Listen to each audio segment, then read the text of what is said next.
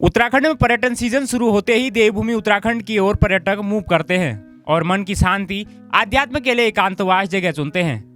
हम आज आपको ऐसे आश्रम के बारे में बताने जा रहे हैं जिससे स्वामी विवेकानंद जी के विचार जुड़े हैं।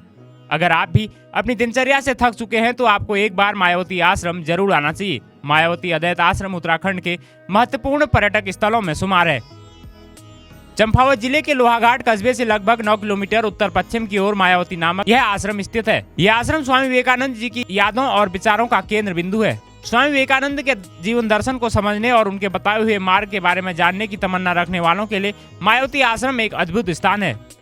मायावती आश्रम अपनी नैसर्गिक सौंदर्य और एकांतवास के लिए प्रसिद्ध है। बुरांस, देवदार, बांज और चीड़ के जंगलों के बीच बसा यह आश्रम न सिर्फ उत्तराखंड बल्कि देश विदेश के अनेकों शांति और सौंदर्य प्रेमी पर्यटकों के लिए आकर्षण का केंद्र बिंदु है।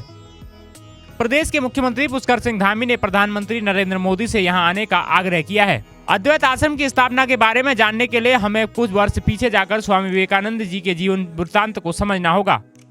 साल 1895 की बात थी जब स्वामी विवेकानंद इंग्लैंड में थे, तो वहीं के एक निवासी जेम्स हेनरी सेवियर अपनी पत्नी सी एलिजाबेथ सेवियर के साथ स्वामी जी से मिलने आए।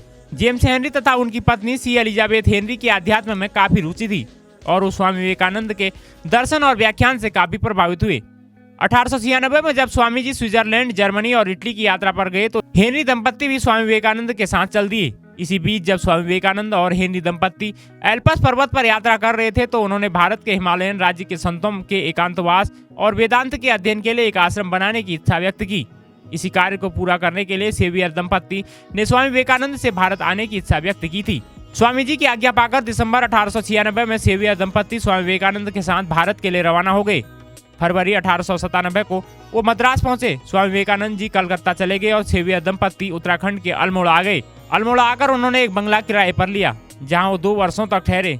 इस दौरान उन्होंने आश्रम के लिए प्रयुक्त स्थान की खोज जारी रखी। अंततः जुलाई 1898 में लोहाघाट के नजदीक मायावती नामक स्थान, जो कि एक चाय बागान था, उसको आश्रम के लिए खरीद लिया।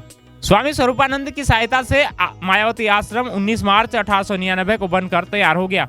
आश्रम के उद्घाटन के अवसर पर मार्च 1899 में स्वामी विवेकानंद ने एक पत्र भेजकर कहा कि सत्य को आजादी के साथ फैलने, मानव के जीवन को ऊंचा उठाने और मानव मात्र के कल्याण के लिए हम अद्वैत आश्रम की शुरुआत कर रहे हैं। स्वामी विवेकानंद चाहते थे कि मायावती आश्रम में किसी मूर्ति या तस्वीर की पूजा न की जाए, इसीलिए उनकी आज्ञा के अनुसार यहाँ कोई पूजा पाठ नहीं किया जाता। हालांकि साय के समय रामधुन संकीर्तन जरूर होता है। साल 2019 में भारत के प्रधानमंत्री नरेंद्र मोदी ने केदारनाथ गुफा में ध्यान लगाया था, तो आज भी वहां भक्तों की एडवांस बुकिंग रहती है। दोस्तों, क्या देश के प्रधानमंत्री नरेंद्र मोदी सीएम धामी के आग्रह पर अगर मायावती आश्रम आते हैं तो कुमाऊं के पर्यटन को पंख लगेंगे? अगर आप भी कभी इस आश्रम में गए हैं तो आपको कैसा लगा, हमें कमेंट कर अपनी राय जरूर बताएं।